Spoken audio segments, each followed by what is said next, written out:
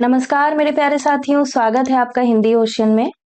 आज हम लोग इकाई 2 हिंदी साहित्य का इतिहास जो कि यूजीसी नेट जेआरएफ का सिलेबस के अनुसार में आपकी 5वीं क्लास होने वाली है और इस टॉपिक का नाम है रासो साहित्य। तो इससे प्रश्न बनता है, क्लास 5 है ये आपकी और इससे पहले आपकी हिंदी साहित्य इतिहास दर्शन को पढ़ा दिया गया है। आपका उसके बाद पद्धतियां पढ़ा दी गई कि लेखन की पद्धतियां क्या रही, काल विभाजन पढ़ा दिया और आपका विशेषताएं जो थी, आदिकाल की विशेषताएं एवं साहित्यिक प्रवृत्तियां क्या थी वो सब पढ़ा दी गई हैं। तो 4 क्लासेस हो चुकी हैं ऑलरेडी इसकी। आप जरूर सब्सक्राइब कर लीजिए चैनल यदि आप नए आए हैं, और जिन्होंने नोट्स ले लिए हैं उनका ये रिवीजन है, रिवीजन करते रहिए क्योंकि रिवीजन की है सक्सेस की, है ना। और जिन बच्चों को नोट्स चाहिए वो 7209973250 नंबर पर कांटेक्ट कीजिए। ठीक है, तो चलिए शुरू करते हैं आज का यह कक्षा।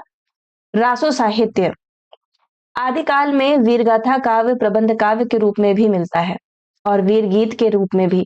ये ग्रंथ रासो के नाम से प्रसिद्ध हैं। तो जो रासो साहित्य है, रासो का अर्थ यहाँ पर बताया गया है कि जो वीर गाथा काव्य लिखा जा रहा था, प्रबंध काव्य लिखे जा रहे थे, वो आपके उस समय में प्रचलित थे और उन्हीं को हम लोग रासो के नाम से जानते हैं।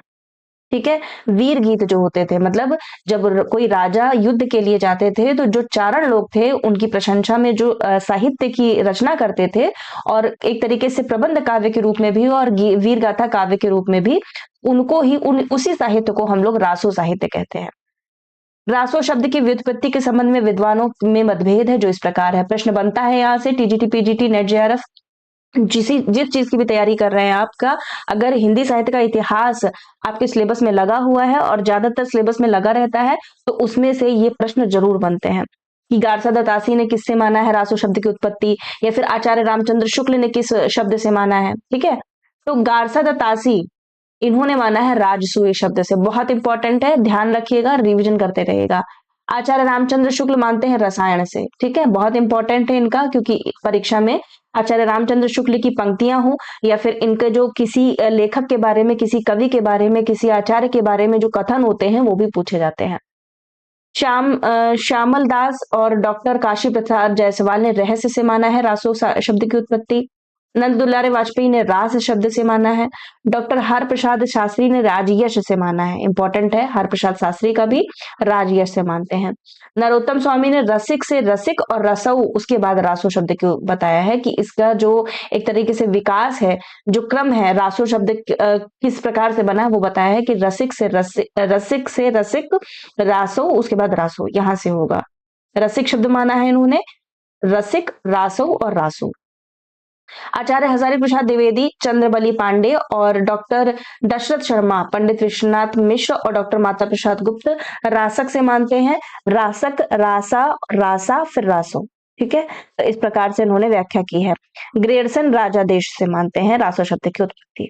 ठीक है, तो ये आपकी महत्वपूर्ण जो रासो शब्द की उत्पत्ति थी और वो कैसे बना रासो शब्द, तो ये विद्वान अपने अपने विचार के अनुसार में ये चीजें बताते हैं। हिंदी साहित्य में रास या रासक का अर्थ लास्य से लिया जाता है। याद रखिएगा, लास्य से लिया जाता है, जो नृत्य का एक भेद है। अतः इसी अर्थ भेद के आधार पर गीत नृत्य परक रचनाएं रास नाम से जानी जाती हैं। तो जो गीत परक रचनाएं हैं, ठीक है, और जिन पर नृत्य परक रचनाएं रची जा रही थी उस समय एक तरीके से प्रबंध काव्य के रूप में, ठीक है, तो वो ही हमारी रासो या फिर रास या राजसूय या रसायन जो भी शब्द प्रयोग किए गए हैं उसके लिए प्रयोग में आते हैं। रासों में विभिन्न प्रकार के अरिल, छप्पे, कुंडलियां, पद्धड़ियां आदि छंद प्रयुक्त होते हैं। कौन कौन से शब्द प्रयुक्त होते हैं रासों में? विभिन्न प्रकार के कौन कौन से छंद प्रयुक्त होते हैं? अरिल छंद, छप्पे छंद, कुंडलिया छंद, पद्धड़िया छंद। ये 1 2 3 4 जो छंद है, ये रासो जो लिखे जाते थे प्रबंध काव्य के रूप में, जो साहित्यिक रचना रची जाती थी, उसमें इन चारों ही छंदों का प्रयोग किया जाता था। इस कारण ऐसी रचनाएं रासों के नाम से जानी जाती हैं। डॉक्टर दशरथ शर्मा व डॉक्टर हजारी प्रसाद द्विवेदी का कथन है, क्या कथन है, कि रास परंपरा की गीत नृत्य परक रचनाएं ही आगे चलकर वीर रस के पद्यात्मक इतिवृत्त में परिणत हो जाते हैं। बहुत ही इंपॉर्टेंट है। इतिवृत्त का अर्थ तो सभी लोगों को पता होगा। इतिवृत्त का अर्थ होता है जो प्रशस्ति परक रचनाएं होती थी, या फिर मान लीजिए भारत भारती है ना। भारत भारती अगर समकालीन परिप्रेक्ष्य में देखें, भारत भारती जो रचना है 1912 में जो आई थी, किसके द्वारा? मैथिली शरण गुप्त की। है ना। तो इन्होंने देखा जाए तो ये जो भारत भारती काव्य रचना रची है वो एक प्रकार से इतिवृत्त है कि पहले भविष्य में क्या था, ठीक है, वर्तमान खंड में क्या हुआ, है ना, भविष्य खंड में क्या होगा। तो इस प्रकार से ये चीजें बताते हैं। तो इतिवृत्त मतलब एक तरीके से उदाहरण देते हैं, है ना, उदाहरण देते हैं। जो वीर का जो उस समय का जो समकालीन परिदृश्य था वो किस प्रकार से चल रहा था और अभी किस प्रकार से हमारा जो समय है वो चल रहा है, ठीक है। तो इतिवृत्त का अर्थ अगर आसान शब्दों में समझे तो इसका अर्थ होता है उदाहरण, ठीक है, याद रखिएगा। और जो वीर गाथात्मक काव्य रचे जा रहे थे उन्हीं को ही हमारा जो आज के डेट में उसी को ही हम लोग जब रचनाएं उसी का उदाहरण एक तरीके से उसी का कॉन्सेप्ट लेकर के हम लोग रचना रचते हैं तो उसी को इतिवृत्त कहते हैं, ठीक है। तो रास परंपरा की गीत नृत्य परक रचनाएं ही आगे चलकर वीर रस के पद्यात्मक इतिवृत्तों में परिणत हो गई, ऐसा कहना है हजारी प्रसाद द्विवेदी व डॉक्टर दशरथ शर्मा का। रासो काव्य परंपरा हिंदी साहित्य की एक विशिष्ट काव्य धारा रही है जो वीर गाथा काल में उत्पन्न होकर मध्य युग तक चलती रही। रासो परंपरा दो रूपों में मिलती है, प्रबंध काव्य और वीर गीत प्रबंध काव्य में। प्रबंध काव्य सभी को पता है, प्रबंध काव्य और वीर गीत काव्य जिनको चंपू काव्य भी कहा जाता है, जब गद्य और पद्य दोनों का मिश्रण होता है तो वो हमारा चंपू काव्य कहलाता है। तो उसी को बताते हैं कि रासो परंपरा में कौन से रूप मिलते हैं, तो दो रूप मिलते हैं, बहुत इंपॉर्टेंट है। प्रबंध काव्य का रूप मिलता है और वीर गीत प्रबंध काव्य के रूप में। प्रबंध काव्य में पृथ्वीराज रासो तथा वीर गीत में बीसल देव रासो जैसी रचनाएं हैं, ठीक है। बीसल देव में वीर गीत रचे गए हैं, इसीलिए इसमें वीर गीत प्रबंध काव्य कहा जाता है और पृथ्वीराज रासो में प्रबंध काव्य कहा जाता है, क्योंकि उसमें जो पंक्तियां आई हैं वो आपका ठीक है लेकिन वो गीतात्मक रचना नहीं मानी जाती है, जबकि बीसल देव रासो आपकी वीर गीत परंपरा के अंतर्गत साहित्य को माना जाता है। रासो काव्य परंपरा के ग्रंथ निम्नलिखित है। कौन कौन से रासो काव्य हैं, बहुत इंपॉर्टेंट है, यहाँ से प्रश्न बनते हैं। बीसल देव रासो, पहली बात तो बीसल देव रासो कब आई, इसका प्रकाशन वर्ष क्या हुआ और किसने रची, ये दो जो प्रश्न है ये बहुत इंपॉर्टेंट है ना, और जो उनकी थोड़ी सी कथा वस्तु भी जान लेनी आवश्यक हो जाती है। तो बीसल देव रासो के बारे में लिखा है कि इस काव्य की रचना 1155 ईस्वी में नरपति नाल द्वारा की गई थी। इसमें विग्रहराज चतुर्थ उपनाम बीसल देव के चरित्र का वर्णन है, ठीक है, याद रखिएगा। जो विग्रहराज चतुर्थ थे उन्हीं का नाम उपनाम क्या था, बीसल देव था, और उन्हीं के ऊपर ही प्रशस्ति परक रचना रची गई है। कब आई थी, 1155 में आई थी, बहुत इंपॉर्टेंट है। किसने रची है, नरपति नाल ने रची है, ठीक है। और मैंने इसको इस तरीके से याद किया था, जब मैंने अपनी परीक्षा की तैयारी की थी तो बीनर करके याद कर लिया था, है ना, बीनर, कुछ भी शॉर्ट ट्रिक बना लीजिए। बीनर मतलब बी से बीसल देव रासो और नर से नरपति नाल। तो इस प्रकार से अगर उसको आप कुछ कुछ निमोनिक्स बनाकर पढ़ेंगे ना तो आपको याद हो जाएगा, बिल्कुल भी परेशानी नहीं आएगी याद होने करने में। तो नलपति नाल द्वारा की गई थी इसकी रचना। इसमें विग्रहराज चतुर्थ उपनाम बीसल देव रासो के चरित्र का वर्णन है। इस रासो में बीसल देव के वीर चरित्र का वर्णन नहीं है, बल्कि राजा भोज की पुत्री राजमती के साथ उनका विवाह प्रथम खंड, उनका उड़ीसा चला जाना द्वितीय खंड, रानी का विरह तृतीय खंड और उनका लौट कर आना चतुर्थ खंड आदि वर्णन किया गया है। यही पूछा जा सकता है कितने खंडों में विभाजित है, 4 खंडों में विभाजित है, और कौन कौन से वो खंड है।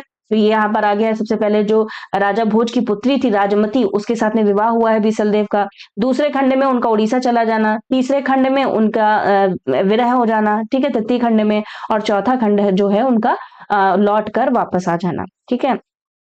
इसकी भाषा राजस्थानी है। इसे 4 खंडों में विभक्त किया गया है। बीसल देव रासो 316 छंदों की एक प्रेम परक रचना है, बहुत इंपॉर्टेंट तथ्य यहाँ से मिलता है। कितने खंड है, 316 खंड है, 316 छंद हैं इसमें। यह एक विरह काव्य है जिसका मूल रूप वस्तुतः गेय काव्य का था।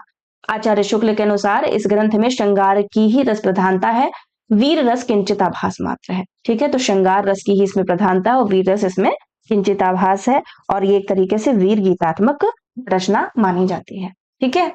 आगे चलते हैं। अब देखिए प्रथम खंड जो मैंने बताया उसी का यहाँ पर बता दिया गया है कि प्रथम खंड में राजमती का बीसल देव से विवाह है, द्वितीय खंड में बीसल देव का राजमती से रूठकर उड़ीसा चला जाना है, तृतीय खंड में राजमती का विरह वर्णन व बीसल देव का उड़ीसा से लौट कर आना है, और चतुर्थ खंड में दोनों का पुनर्मिलन, इसे स्त्री रसायन भी कहा जाता है, ठीक है। रसायन मतलब, रसायन शब्द किसने दिया है, अभी हम लोगों ने पढ़ा था, शुक्ल जी ने, है ना। तो स्त्री रासो या फिर स्त्री रसायन भी कहा जाता है इसको। बीसल देव रासो के कुछ पद्य हैं, देखिए। 1272 मझरी जेठ बदी नवमी बुधवारी नान रसायन आरंभई शारदा टूठी ब्रह्म कुमारी। कड़वा बोल न बोलिए नारी, तू मो महल महल सी चित विसारी, जीव न जीव बिगोयनो, दव का दाधा कुपली मेल है, जीव का दाधा नु पागुरी, नाल करई सूड़ी जई सब कोई। तीसरा है राजमती मुकलाती राई, पाट महाडेराणी, रुदन कराई, कुंवर चली तो घर आपणई, बाजई पड़ह पाखौन, भेर भोज बोलावे, बंडे चलो राजगण अजमेर। ये बीसल देव रासो की ये 3 जो मुख्य मुख्य पंक्तियां थी वो भी मैंने बता दी, जो पद्य थे। अब आता है पृथ्वीराज रासो।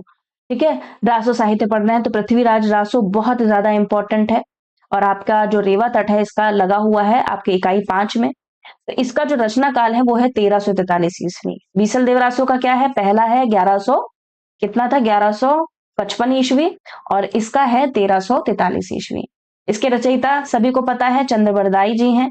दिल्ली के अंतिम हिंदू सम्राट पृथ्वीराज चौहान के सामंत और राजकवि थे। कहते हैं कि चंद्रबरदाई और पृथ्वीराज चौहान का जन्म एक ही दिन हुआ था, और ये मित्र थे, बहुत अच्छे मित्र थे।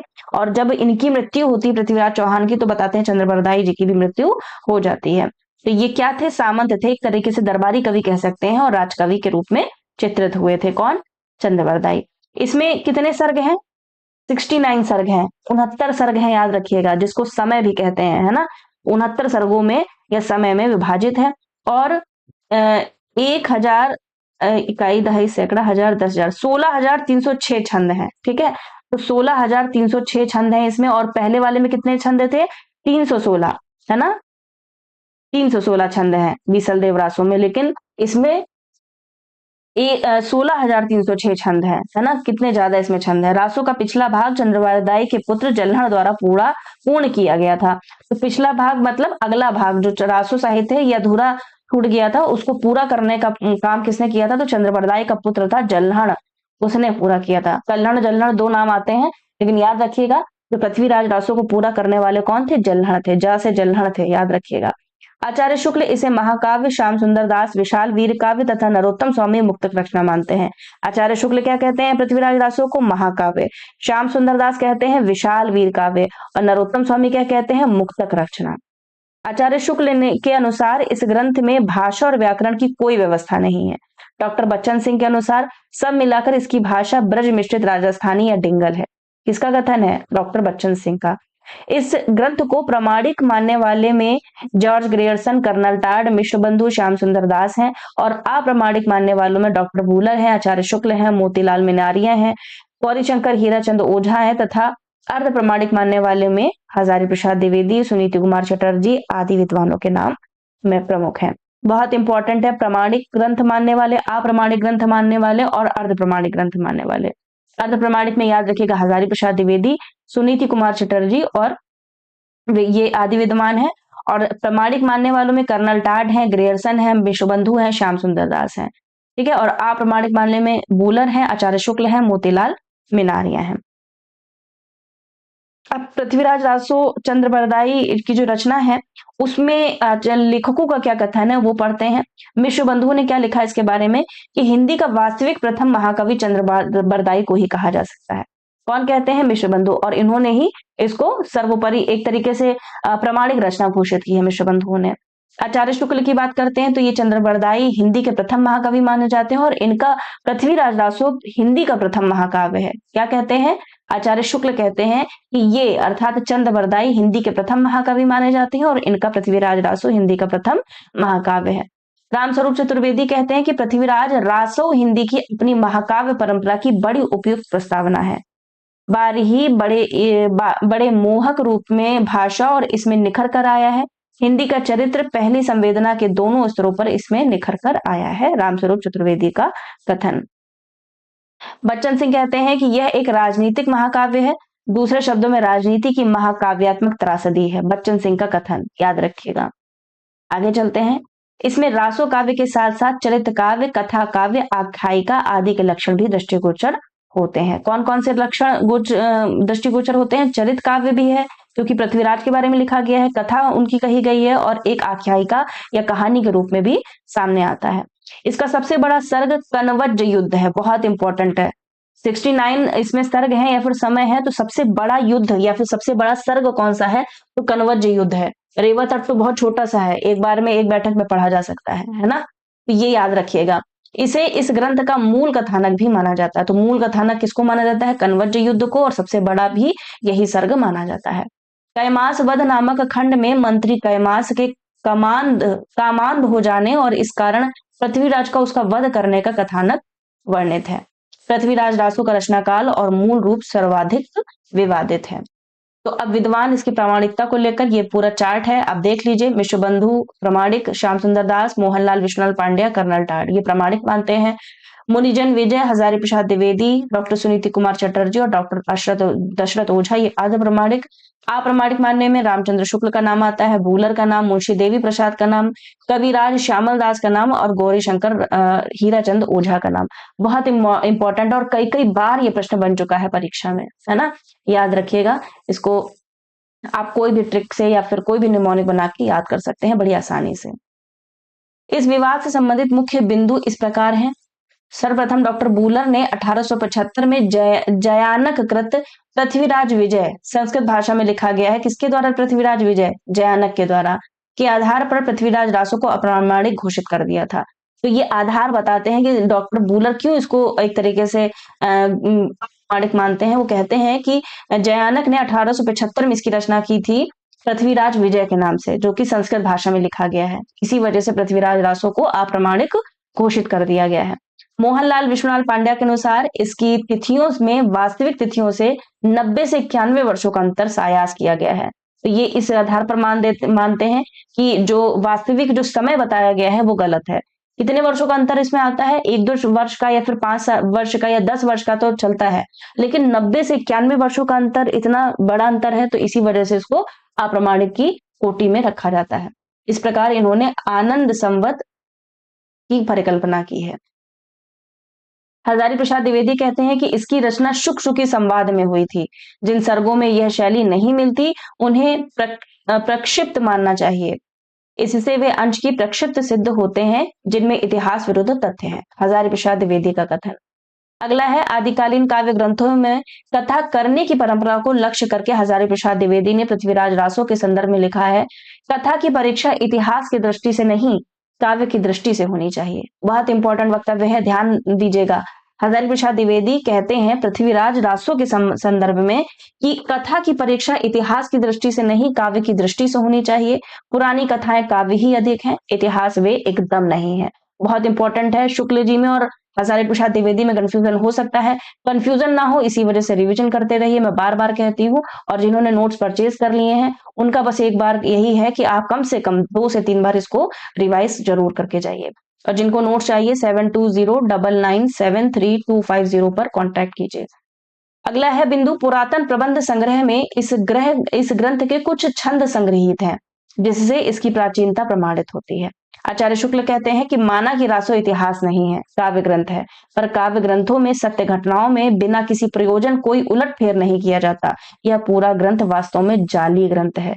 जाली ग्रंथ कहने वाले कौन है? शुक्ल जी हैं, याद रखिएगा इनका कथन। अब जो कुछ पद हैं जो आए हैं पृथ्वीराज में वो मैं बता देती हूँ। हिंदुवान थान उत्तम सुदेश, तह उदित दुग्ध सुदेश, समिरन रेस चहुआन थान, पृथ्वीराज तहा राजंत भान।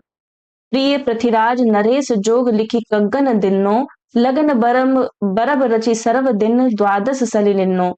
अगला है हाजी घोर निशान राम चौहान चहोदिस, सकल सूर सामंजस समरी बल जंत्र मंत्र तिस। तो ये हो गई पृथ्वीराज रासो की बात। बीसल देव रासो पढ़ लिया, पृथ्वीराज रासो पढ़ लिया। तीसरे नंबर पे आता है खुमान रासो। इसके रचयिता कौन है? तो मैंने खुद से याद किया था, खु से खुमान और दा से दलपति विजय की रचना है ना? इस प्रकार से आप निमोनिक बना के याद करिए। ये बिल्कुल आपकी जबान पर होने चाहिए, बिल्कुल टिप्स पे याद होने चाहिए। बहुत इंपॉर्टेंट है रासोपुरा साहित्य। यह 9वीं शती की रचना है। इसमें चित्तौड़ के राजा दूसरे खुमान, इनका जन्म है संवत 870 से 900 के युद्धों का वर्णन है। अच्छा, इनका जन्म नहीं बताया गया है, युद्धों का वर्णन बताया गया है। कब से कब तक का? संवत 870 से 900 तक का। इस ग्रंथ में 5000 छंद हैं। ठीक है, कितने छंद हैं? 5000 छंद हैं। इसमें वीर रस के साथ साथ श्रृंगार रस का भी सुंदर वर्णन है। इसकी भाषा राजस्थानी हिंदी है। इसमें राजा खुमाण से अलमामू की सेना की लड़ाई से लेकर महाराणा प्रताप सिंह तक का वर्णन प्रस्तुत किया गया है। वस्तु वर्णन के अंतर्गत नायिका भेद एवं ऋतु वर्णन का समावेश भी किया गया है। अगला है परमाल रासो। ठीक है, तो खुमान रासो हो गया। परमाल रासो के रचयिता कौन है? जगनिक हैं।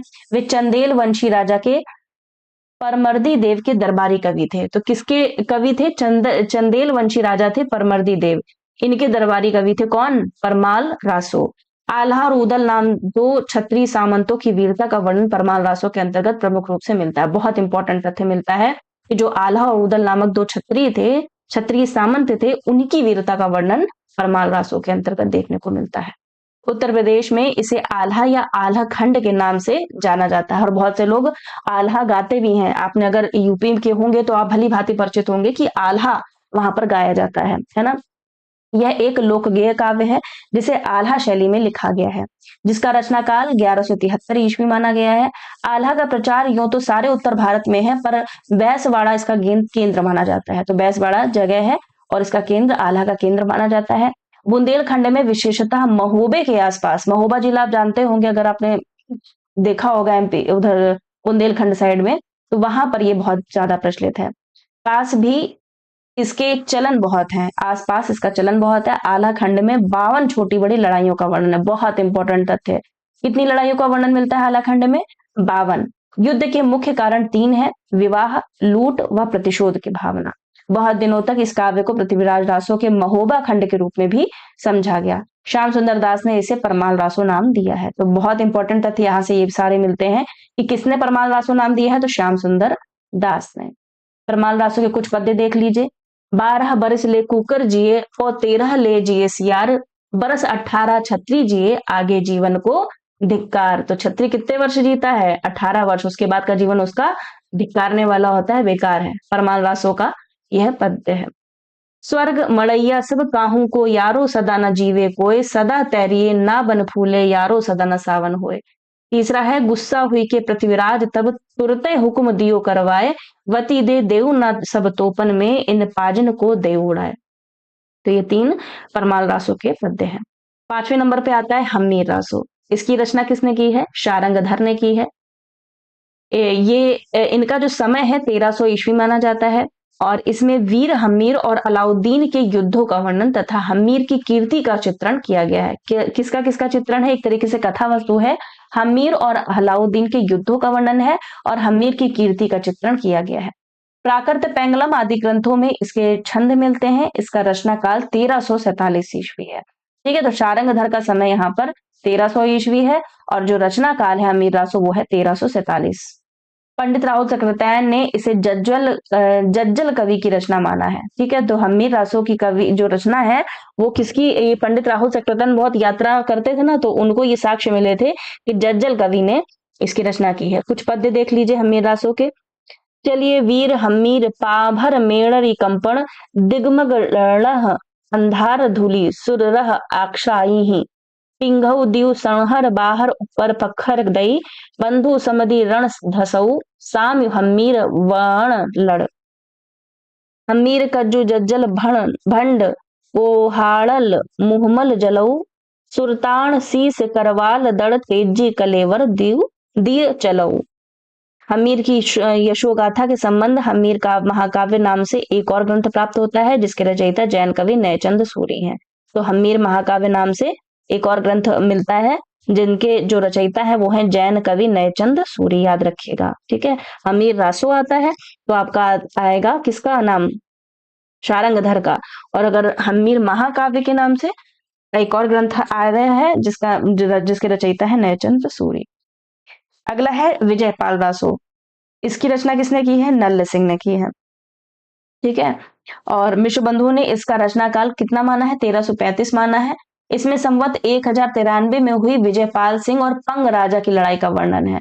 याद रखिएगा, दोनों ही जो राजा थे उनकी लड़ाइयों का वर्णन है। इस रचना में केवल कितने छंद हैं? 42 छंद उपलब्ध हैं।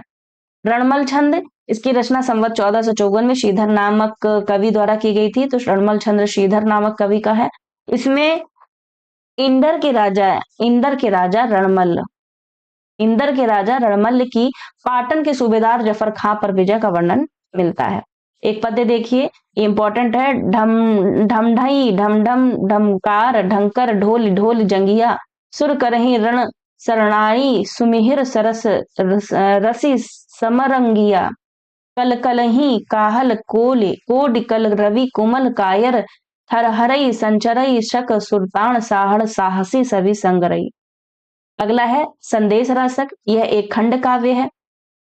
इसके रचयिता अब्दुल रहमान है या अद्दमाहण है। बहुत इंपॉर्टेंट रचना है, ये कई बार पूछी जाती है संदेश रासक किसकी है, अब्दुल रहमान की है। यह एक विरह काव्य है, 3 खंडों में विभाजित है, याद रखिएगा 3 खंडों में विभाजित है संदेश रासक। इसमें 223 छंद है। कथा वस्तु में विजयनगर की एक वियोगिनी नायिका नगर की ओर जाने वाले एक पथिक से अपने प्रवासी पति के लिए संदेश भेजती है। ज्यों उसका संदेश समाप्त होता है वह पथिक को विदा करती है कि दक्षिण दिशा से उसका पति आता हुआ दिखाई देता है। तो ये एक तरीके से छोटी कथा वस्तु इसमें आती है। डॉक्टर हजारी प्रसाद द्विवेदी इसे 11वीं शती की रचना मानते हैं। संदेश रासक की भाषा संक्रांतिकालीन भाषा को उदाहरण है। कुछ विद्वान इसे ग्राम्य अपभ्रंश में रचित मानते हैं। संदेश रासक का मुख्य छंद रासक छंद है। जयचंद्र प्रकाश भट्टकेदार ने जयचंद्र प्रकाश नामक एक महाकाव्य लिखा था, जिसमें महाराजा जयचंद्र के प्रताप और पराक्रम का विस्तृत वर्णन मिलता है। इसका उल्लेख दयाल दास कृत राठौड़ ख्यात में मिलता है। जय मयंक जसचंद्रिका इंपॉर्टेंट है, जयचंद्र प्रकाश की रचना और जय मयंक जसचंद्रिका, इसकी रचना मधुकर कवि ने की थी। इसमें राजा जयचंद के पराक्रम का वर्णन है। ठीक है, तो जयचंद राजा जयचंद इसमें भी, और राजा चंद ये जयचंद प्रकाश नाम का एक महाकाव्य लिखा है जिसमें महाराजा जयचंद के प्रताप, तो दोनों ही जयचंद के ही प्रताप का वर्णन देखने को मिलता है। लेकिन जय मयंक जसचंद्रिका मिलता है मधुकर कवि का और जयचंद प्रकाश मिलता है भट्टकेदार का। अब देखिए बुद्धिरास किसका है, ये बहुत इंपॉर्टेंट है, इसको देख लीजिए। बुद्धिरास है मुनि शालिभद्र का। चंदन बाला रास एग्जाम में पूछा गया है, कवि आसगू की रचना है। जीव दया रास कवि आसगू की है। स्थूली भद्र रास जिनीधर्म सूरी की है। रेवंत गिरी रास विजय सेन सूरी की है। नेमिनाथ रास सुमति गण की है। और कच्छुली रास प्रज्ञा तिलक की है। जिन पदम सूरी रास सार मूर्ति की है। पंच पांडव चरित रास शालिभद्र सूरी। गौतम स्वामी रास उदयवंत की है। ऐतिहासिक रासो काव्य परंपरा के अंतर्गत वे ग्रंथ हैं जिन्हें वास्तविक रूप से आदिकालीन हिंदी रासो काव्य परंपरा में स्थान दिया जा सकता है। चारण कवियों द्वारा रचित वीर गाथा काव्य इसी का वर्ग के अंतर्गत आते हैं। हिंदी रासो काव्य परंपरा के अंतर्गत आने वाले इन ग्रंथों की सूची है। बीसल देव रासो नरपति नाल, जो ऊपर अभी पढ़ के आए हैं पूरा डिटेल में। पृथ्वीराज रासो चंद्रबरदाई।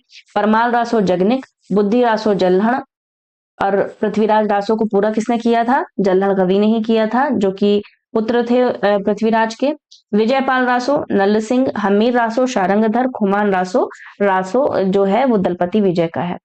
इन पुस्तकों के अतिरिक्त इस काल की कुछ अन्य पुस्तकें हैं जो अभी हमने पढ़ी हैं। जयचंद्र प्रकाश भट्टकेदार, जय मयंक जसचंद्रिका, मधुकर कवि, विद्यापति की पदावली विद्यापति ने लिखी है। खुसरो की पहेलियां अमीर खुसरो ने, और ढोला मारूरा दोहा कौशल लाभ ने। कुछ स्मरणीय बिंदु है, उसके बाद ये चैप्टर खत्म होता है। रासो शब्द की व्युत्पत्ति किससे हुई है, रासक से हुई है, जो एक गेय छंद होता है। पृथ्वीराज रासो वीर रस प्रधान ग्रंथ है। इसके बृहद संस्करण में कितने सर्ग हैं, 69 सर्ग हैं, तथा यह हिंदी का प्रथम महाकाव्य जिसकी रचना चंद्रबरदाई ने की थी। बीसल देव रासो श्रृंगार रस प्रधान ग्रंथ है। बीसल देव रासो। विजयपाल रासो और हमीर रासो अपभ्रंश की रचनाएं हैं। अधिकतर रासो काव्य अप्रमाणिक माने जाते हैं। ठीक है, तो ये कुछ बिंदु थे। आशा करती हूँ कि आपको रासो साहित्य अब पूरी तरीके से समझ में आ गया होगा। ठीक है, और जो स्मरणीय तथ्य हैं जो आपको याद करना है वो आपके यही है कि कौन से किसकी रचना है और कब ये रचना आई थी, और एक आध जो पंक्तियां हैं वो आपको याद करनी है जो इसमें महत्वपूर्ण पंक्तियां दी गई हैं। ठीक है, किसमें कितने छंद हैं, कितने सर्ग हैं, ये सारी चीजें आपको मैंने बहुत अच्छी तरीके से बता दी हैं। आपका काम है रिविजन करना, और नोट्स के लिए 7209973250 पर कांटेक्ट कीजिए। मिलते हैं अगले वीडियो के साथ में, तब तक सभी का आभार एवं धन्यवाद।